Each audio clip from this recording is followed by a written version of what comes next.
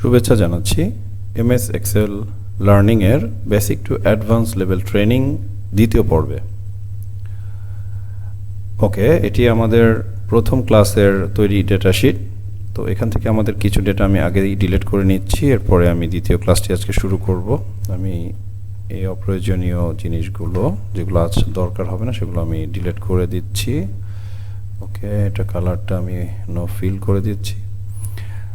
আজকে আমরা শিখব কিভাবে ম্যাক্সিমাম ভ্যালু বের করতে হয়, মিনিমাম ভ্যালু বের করতে হয় এবং এভারেজ ভ্যালু বের করতে হয়। একটি ডেটা শিটে কিভাবে ম্যাক্সিমাম ভ্যালুটা ফাইন্ড আউট করতে হয় সেটাও জানবো, কিভাবে মিনিমাম ভ্যালুটা বের করতে হয় সেটাও জানবো এবং এভারেজ যে ভ্যালুটা সেটাও আমরা জানবো কিভাবে বের করতে হয়। তো চলুন শুরু করা যাক। তো আমরা এখানে একটি ডেটা শিট দেখতে পাচ্ছি এবং আমরা জানি যে এই ডেটা শিটটা হচ্ছে একটি স্কুলের 3টি টার্মে যে এক্সামিনেশন হয় সেখানে ক্লাস 5 থেকে ক্লাস 10 পর্যন্ত যে স্টুডেন্টগুলো অ্যাটেন্ড করেছিল তাদের নাম্বার অফ স্টুডেন্টস, তাদের অ্যাটেন্ডেন্স নাম্বার, অর্থাৎ ফার্স্ট টার্ম এক্সামে ক্লাস 5 থেকে এতজন স্টুডেন্ট এখানে অ্যাটেন্ড করেছিল, সেকেন্ড টার্মে এতজন এবং ফাইনালে এতজন। ওকে, তো এইভাবে আমরা সবগুলো ক্লাসের জন্য র্যান্ডমলি কিছু ভ্যালু ইনপুট করেছি আমাদের শেখার উদ্দেশ্যে। আচ্ছা, এবার আসা যাক আমাদের আজকের মূল আলোচনায়। যে ফার্স্ট টার্ম এক্সামে আমরা যদি জানতে চাই যে ম্যাক্সিমাম একটি ক্লাস থেকে কতজন স্টুডেন্ট অ্যাটেন্ড করেছিল, অর্থাৎ ম্যাক্সিমাম ভ্যালুটাকে আমার জানতে হবে। তো আমরা দেখুন এখানে মাত্র অল্প কটা ভ্যালু আমরা এখানে ইনপুট দিয়েছি, দ্যাটস ওয়াই হয়তো আমি ম্যানুয়ালি এটাকে খুব ইজিলি ফাইন্ড আউট করতে পারছি যে এই ভ্যালুগুলোর মধ্য থেকে 69 এটা হচ্ছে সবথেকে বড়, অর্থাৎ ম্যাক্সিমাম ভ্যালু। আবার সেকেন্ড টার্মে যদি আমি দেখি তাহলে দেখব যে এখানে সবথেকে বড় হচ্ছে 74। আবার ফাইনাল এক্সামিনেশনে যদি আমি ফাইন্ড আউট করি তাহলে দেখতে পাবো 77। ওকে, তো আমরা এভাবে ম্যানুয়ালি কিন্তু এখান থেকে ফাইন্ড আউট করতে পারছি। আমাদের ডে টু ডে লাইফে আমরা এমন অনেক ডাটা শিট ব্যবহার করে থাকবো যেখানে hundreds or more than thousands value থাকবে, যেখান থেকে আমাকে ম্যানুয়ালি ফাইন্ড আউট করতে অনেক বেশি কষ্ট করতে হবে এবং অবশ্যই সেটা টাইম কনজিউমিং। আমরা এক্সেল কিন্তু ব্যবহার করি আমাদের টাইমকে সেভ করার জন্য এবং অবশ্যই সেটা স্মার্ট ওয়েতে। তো আমরা এখন ফর্মুলা ইউজ করে কিভাবে একটি ডেটা শিট থেকে ম্যাক্সিমাম ভ্যালুটাকে খুব ইজিলি ফাইন্ড আউট করা যায় সেটা আমরা দেখব।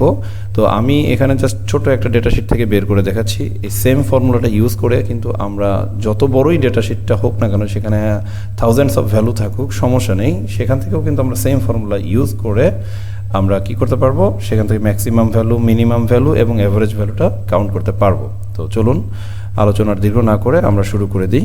তো আমরা চাচ্ছি ফার্স্ট টার্মে কতজন অ্যাটেন্ড করেছিল, ম্যাক্সিমাম নাম্বার অফ স্টুডেন্ট সেটা বের করতে চাচ্ছি। তো ম্যাক্সিমাম ভ্যালুটার অবশ্যই আমাদেরকে বোঝাচ্ছে যে ম্যাক্সিমাম শব্দটা এখানে রিলেটেড এবং ম্যাক্সিমাম কথাটা দিয়েই আমাকে বের করতে হবে। তো শুরুতেই আমরা জানি ফর্মুলা লিখতে হলে ইকুয়াল সাইন দিতে হয়, দেন আমরা লিখছি ম্যাক্স। Max means maximum. আচ্ছা, এখানে আমাকে একটু লেটারগুলো বোল্ড দেখাচ্ছে, এটাতে টেন্সড হওয়ার কিছু নেই, কারণ ফার্স্ট ক্লাসে আমি এই সেলটার এই রোতে যে ভ্যালুগুলো ছিল সবগুলো সেলটা হচ্ছে বোল্ড করা ছিল, আমি আর সেটাকে উইথড্র করিনি। ওকে, এনিওয়ে ভ্যালু কিন্তু আমাকে সেম দেখাবে। আমি এটা ব্র্যাকেট দিচ্ছি এবং যেহেতু আমার এই ভ্যালুগুলোর ভিতর থেকে ম্যাক্সিমাম ভ্যালুটাকে ফাইন্ড আউট করতে হবে, তো আমি এই ভ্যালুগুলোকে জাস্ট সিলেক্ট করে দিচ্ছি এবং ব্র্যাকেটটা ক্লোজ করে দিয়ে জাস্ট এন্টার প্রেস করছি। দেখুন এখানে ম্যাক্সিমাম ভ্যালুটা কিন্তু শো করছে, যেটা আমরা ম্যানুয়ালি একটু আগে দেখেছিলাম যে 69। ওকে, এরপর সেকেন্ড টার্মের জন্য 74 পেয়েছিলাম এবং থার্ড টার্মের জন্য অর্থাৎ ফাইনালের জন্য পেয়েছিলাম 77।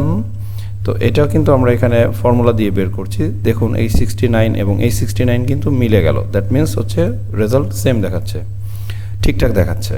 ওকে, এবার সেকেন্ড টার্মেও যদি আমি সেম ফর্মুলাটা ইউজ করি, দেন ইকুয়াল ম্যাক্স ব্র্যাকেট সবগুলো ভ্যালুকে আমি সিলেক্ট করে দিচ্ছি, দেন এন্টার প্রেস করছি। দেখুন 74 মিলে গেল কিন্তু, অর্থাৎ ঠিকঠাক মতো ফর্মুলাটা কাজ করছে।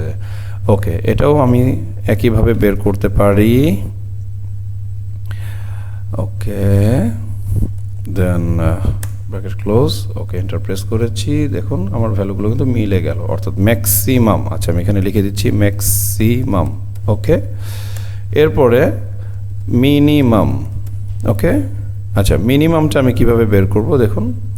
মিনিমাম শব্দটা শুরুতে আমাকে লিখতে হবে equal MIN, that means minimum. Okay, then bracket, sorry এখানে একটু ভুল হচ্ছে আমার, এখানে একটা ঘর মার্জ করা ছিল, সরি।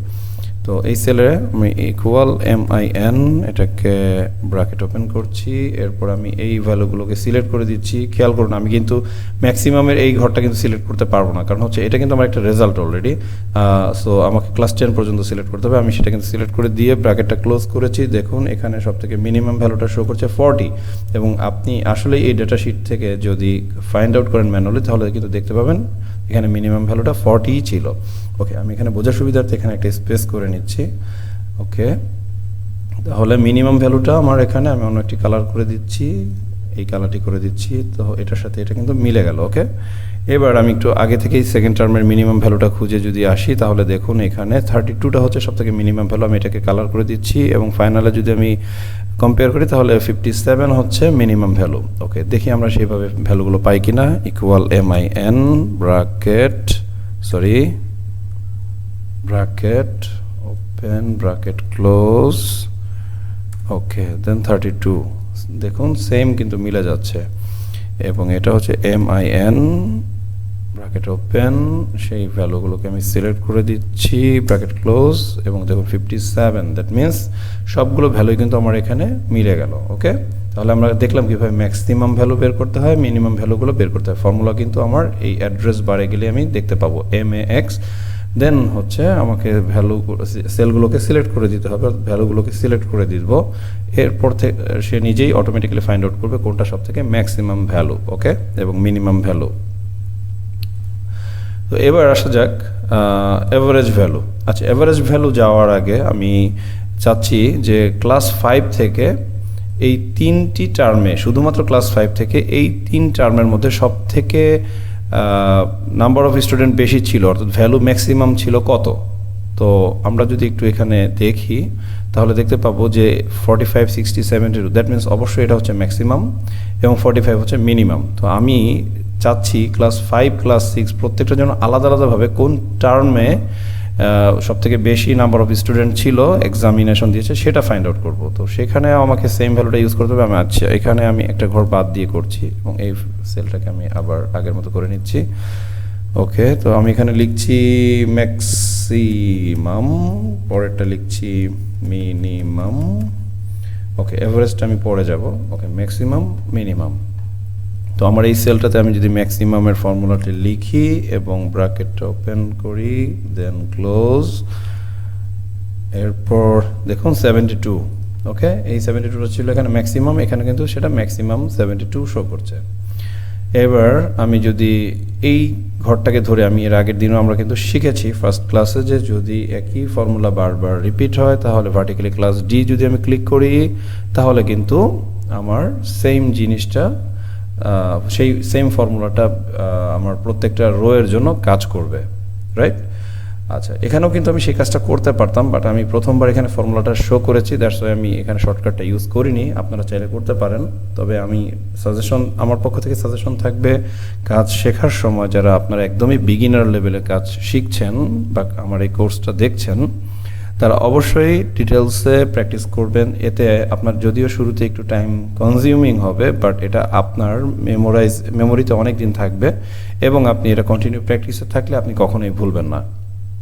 ওকে, সেম আমি যদি এখানে মিনিমাম ভ্যালুটা বের করতে চাই তাহলে অবশ্যই আমাকে ফার্স্ট মিনিমাম ফর্মুলাটা ইউজ করতে হবে, MIN। এই তিনটার মধ্যে থেকে সব থেকে মিনিমাম ভ্যালু কোনটা সেটা তাহলে এখানে বের হয়ে গেল।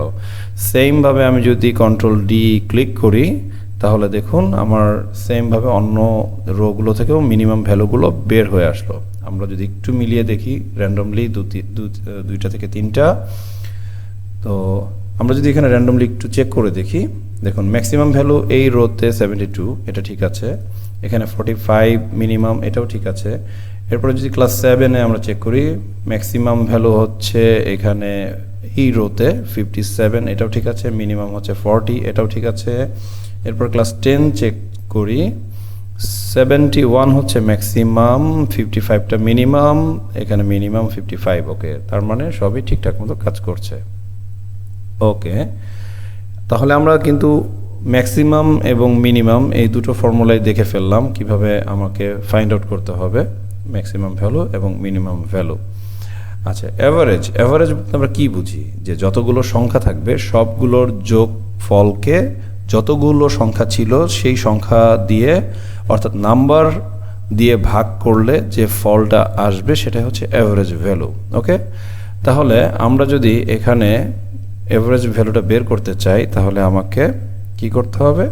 আচ্ছা, আমি এই অ্যাভারেজ ফর্মুলাটা শো করার আগে আমরা কিভাবে অ্যাভারেজ হিসাব করি বা ম্যানুয়ালি যে কীভাবে করতাম সেটা আমি একটু আলোচনা করি সংক্ষেপে, জাস্ট একদম সংক্ষেপে কিছু কথা বলবো।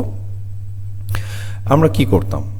ধরুন আমাদের কাছে কয়েকটা ডিজিট দেওয়া হলো, 5, দেন 6, দেন 8, দেন 9। তো আমাদেরকে 4টা ডিজিট দিয়ে বলা হলো যে এই 4টা সংখ্যার গড় কত। তো আমরা কি করতাম প্র্যাকটিক্যাল লাইফে? আমরা যেটা করতাম যে আমরা অ্যাভারেজ বের করার জন্য, আমি এখানে অ্যাভারেজ কথাটা আগে লিখে নিচ্ছি, একটু সংক্ষেপে লিখছি অ্যাভারেজ। ওকে, দেন আমরা কি করতাম এটা এখানে আমরা আচ্ছা আমরা ক্যালকুলেটর দিয়ে করি, সেটা আমাদের দেখতে সুবিধা হবে, বুঝতে সুবিধা হবে। 5 + 6 + 8 + 9 আমরা কিন্তু সবগুলো যোগ করে নিলাম। 5 + 6 + 8 + 9 যোগ করার পরে ভ্যালু আসলো 28। এরপর এভারেজ বের করার জন্য আমরা কি করতাম? এটাকে 4 দিয়ে যদি ভাগ করতাম তাহলে এভারেজ ভ্যালুটা বের হয়ে আসতো।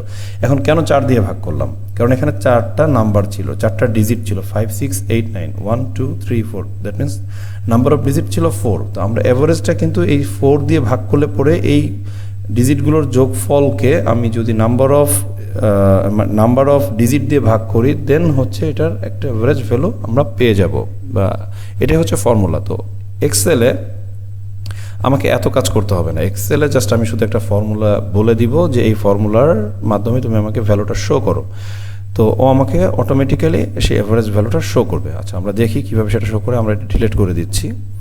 আচ্ছা, অ্যাভারেজ এক্সেলে যদি আমি বের করি তাহলে অবশ্যই লিখতে হবে। আচ্ছা, আমি এটাকে নাম দিয়ে দিচ্ছি অ্যাভারেজ। ওকে, দেন এটার জন্য ফর্মুলা হচ্ছে ইকুয়াল AVERAGE, অ্যাভারেজ। পুরো কথাটাই আমাকে এখানে লিখতে হবে। এরপর ব্র্যাকেট ওপেন। আমি চাচ্ছি এই ফার্স্ট টার্মের অ্যাভারেজ নাম্বারটা বের করার জন্য, যে ফার্স্ট টার্মে টোটাল কতজন পরীক্ষা দিচ্ছিল তার একটা অ্যাভারেজ নাম্বার সবগুলো ক্লাস থেকে। তো আমি এন্টার প্রেস করছি। এখানে দেখুন এখানে শো করছে 56। ওকে, এরপরে আমি সেম এই দুটোর জন্য যদি শর্টকাট করে ইউজ করি তাহলে কিভাবে করতে হবে আমরা প্রথম ক্লাসে শিখেছি। ফার্স্টের সেলটাকে সিলেক্ট করে রেখে বাকিগুলো সিলেক্ট করে Ctrl+R প্রেস করলে দেখুন পরবর্তী সেলগুলোর জন্য অ্যাভারেজ ভ্যালুটা কিন্তু বের হয়ে গেল।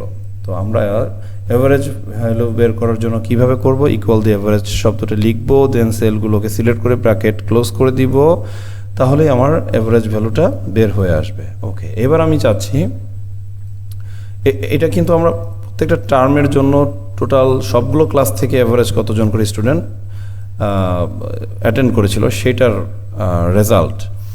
তো এখন আমরা চাচ্ছি যে ক্লাস 5 থেকে অ্যাভারেজ আসলে কতজন পরীক্ষা দিয়েছিল। জাস্ট এগুলো কিন্তু সবই আমাদের শেখার উদ্দেশ্যে, এটা কিন্তু অনেকের কাছে কোনো মিনিং করবে না, বাট এটা শেখার উদ্দেশ্যে আমি জাস্ট এই ডেটাগুলো ইউজ করছি বা এইভাবে ফর্মুলাগুলো আমি দেখাচ্ছি। ওকে, তো আমি এভারেজ বের করার জন্য সেমভাবে আমি ফর্মুলাটা যদি লিখি AVERAGE, দেন ভ্যালুগুলো সিলেক্ট করে দিই, এরপর ব্র্যাকেট ক্লোজ, এরপর ভার্টিক্যালি সবগুলো সিলেক্ট করে Ctrl+D। তাহলে দেখুন প্রতিটা ক্লাস থেকে অ্যাভারেজ কতজন করে নাম্বার অফ স্টুডেন্ট অ্যাটেন্ড করেছিল 3টি পরীক্ষা মিলিয়ে সেটা কিন্তু এখানে শো করছে।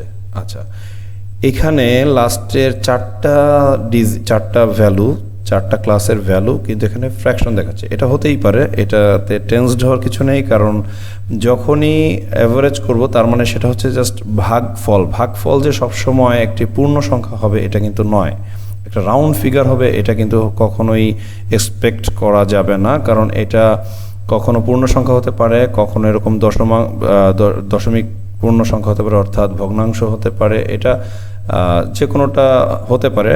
তো আমরা পরবর্তী একটি ক্লাসে শিখব, এখন না, সেটা আরও একটু পরে শিখব, হতে পারে নেক্সট ক্লাসেও শিখতে পারি যে এইভাবে একটা ডেটা শিটের মধ্যে যদি কিছু ফ্র্যাকশন ভ্যালু আসে তাহলে সেটাকে কিভাবে একটা রাউন্ড ফিগার করতে হয়। কারণ একটা মানুষ, অর্থাৎ আমরা এখানে কি হিসাব করছি যে নাম্বার অফ স্টুডেন্ট এবং ক্লাসের কতজন নাম্বার অফ স্টুডেন্ট, অর্থাৎ মানুষ নিয়ে আমরা হিসাব করছি। মানুষ কখনোই ফ্র্যাকশন হতে পারে না, মানুষ সবসময় একটি পূর্ণ সংখ্যাতে তাকে প্রকাশ করতে হয়। তো সেই ক্ষেত্রে এই ভ্যালুগুলো যদি আমার অন্য সংখ্যাগুলোর মতো দেখতে এরকম রাউন্ড ফিগার হতো তাহলে কিন্তু জিনিসটা দেখতেও কোনো দৃষ্টিকটু হতো না এবং জিনিসটা লজিক্যাল হতো, রাইট? তো এটা আমরা শিখব। এটা আমি এখন যদি সে ফর্মুলাটা ইউজ করে শিখাই তাহলে যে তিনটি ফর্মুলা এখানে আমরা শিখলাম, ম্যাক্সিমাম, মিনিমাম এবং অ্যাভারেজ, তখন এটার সঙ্গে একটু কনফ্লিক্ট হতে পারে। আমি এটা নেক্সট ক্লাসে ইনশাআল্লাহ শিখাবো। তো ততক্ষণ পর্যন্ত আমি আজকে যেটা শিখালাম এর মধ্যে আপনার কনভিনিয়েন্ট টাইমে এই তিনটি ফর্মুলা জাস্ট, যদিও খুব অল্প সময় লাগবে, বাট একটু প্র্যাকটিস করেন, জিনিসটা আপনার জন্য ভালো হবে এবং যত বেশি চর্চা করবেন তত বেশি আপনি জানতে পারবেন, শিখতে পারবেন। আজকে যদিও ক্লাসটা একটু ছোট ছিল, কারণ হচ্ছে মাত্র ছোট তিনটি ফর্মুলা আমরা দেখেছি এবং খুবই ইজি সেটা। তো আশা করি যতটুকুই শিখেছি ততটুকু ভালো লেগেছে এবং পরবর্তী ক্লাসে আমরা আবার একসঙ্গে আরও অনেক কিছু শিখব। ততক্ষণ পর্যন্ত সবাই ভালো থাকুন, সুস্থ থাকুন। আল্লাহ হাফেজ।